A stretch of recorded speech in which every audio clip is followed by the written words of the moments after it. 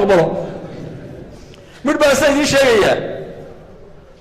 warda carruurtaada ka ku dhagan nugul baad kuwa kale ka jeceshahay dee dowladda u dhagan nugulada haddaad doonaysaa inay wax idinla qabato waa soomaalida ku maamaadaa dhallaankii dhabtaada wadoodaa la sitaa war dowladda haddaa u dhagan nugulada weydaan oo waxaan ku idhi soomaalilannimada laabta u sii dayn weydaan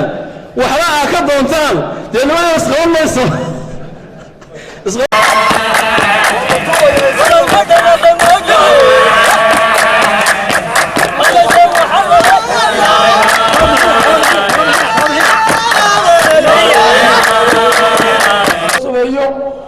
waxaa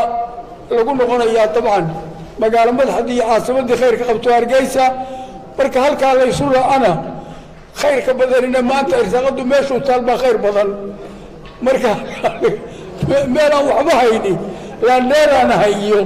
deel iyagu waa intaa iyo shaqay weydi waxaas ma shaqeeyaan